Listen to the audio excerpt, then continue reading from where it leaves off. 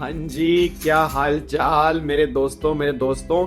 तो फाइनली आज हम यहाँ पर अमेंडमेंट जो डिस्कस करने वाले हैं वो हाउस प्रॉपर्टी के चैप्टर की करने वाले हैं। 3 चैप्टर की अमेंडमेंट हम सारी कंप्लीट कर चुके हैं शॉर्ट्स के माध्यम से। मतलब ये ओवरव्यू मैं दे रहा हूँ, आई होप आपको समझ में भी आ रही होंगे। अगर आ रही हैं तो शेयर, लाइक और कमेंट जरूर क्या करो, क्योंकि वही मेरा बहुत बड़ा मोटिवेशन है। बेसिक कॉन्सेप्ट की अमेंडमेंट हो चुकी है, रेजिडेंशियल स्टेटस की हो चुकी है, सैलरी के चैप्टर की अमेंडमेंट सारी हो चुकी है। हाउस प्रॉपर्टी के अंदर जो आपका चेंज है कोई बहुत मेजर चेंज नहीं है। सेक्शन 23 के अंदर थोड़ा सा चेंज आया है, बाकी 22 चार्जिंग सेक्शन हाउस प्रॉपर्टी का बिल्कुल सेम है। 23 जीएवी कंप्यूटेशन बिल्कुल सेम है। 24 स्टैंडर्ड डिडक्शन हो गया, फिर आपका 24B में इंटरेस्ट ऑन लोन वाला पॉइंट होगा, बिल्कुल सेम है। 25 26 27 जो आपने पढ़ा, मतलब पूरा चैप्टर हाउस प्रॉपर्टी का एज इट इज सेम है। एक पॉइंट के अंदर जो मेन अमेंडमेंट आई है, हो सकता है वो तुम्हारे एग्जाम में इसकी टेस्टिंग कर ले, तो अमेंडमेंट है छोटी सी बट उसका इंपैक्ट बहुत बड़ा है।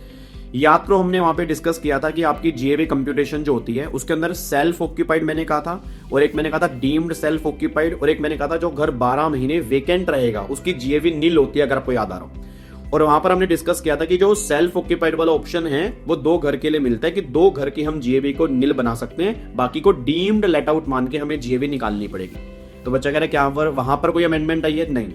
अब वहां पे ना एक पॉइंट जो हमने डिस्कस किया था, जब बच्चों ने कहा था कि सर ये डीम्ड सेल्फ ऑक्यूपाइड वाला पॉइंट क्या होता है, तो वहां पर हमने क्लास में डिस्कस किया था कि डीम्ड सेल्फ ऑक्यूपाइड का मतलब होता है कि फॉर एग्जांपल किसी घर में आप रह रहे थे, बट ड्यू टू एम्प्लॉयमेंट या ड्यू टू बिजनेस आपकी ट्रांसफर हो गई, आप कहीं जा रहे हो, तो पीछे वो तुम्हारा घर जो खाली पड़ा है, उस खाली पड़े हुए घर को भी हम डीम्ड सेल्फ ऑक्यूपाइड मान लेते थे, उसकी जीएवी जो है वो हम नील मानते थे, उसको डीम्ड सेल्फ ऑक्यूपाइड मानते थे।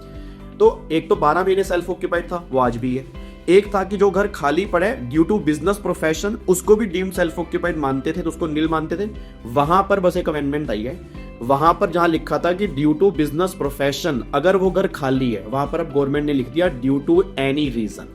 ड्यू टू एनी रीजन मतलब अगर मान लो मैं घर में रह रहा हूं, मैं मेडिकल पर्पस की वजह से या किसी और वजह से या बिजनेस की वजह से या एम्प्लॉयमेंट की वजह से या मैं कहीं और किसी और सिटी में चला गया, मतलब कोई भी रीजन हो सकता है, किसी भी रीजन की वजह से अगर वो घर खाली हो गया तो भी उसको गवर्नमेंट कह रही है हम डीम्ड सेल्फ ऑक्यूपाइड में कवर कर लेंगे, उसकी भी जीएवी नील मान लेंगे। बस ये पर ध्यान दो।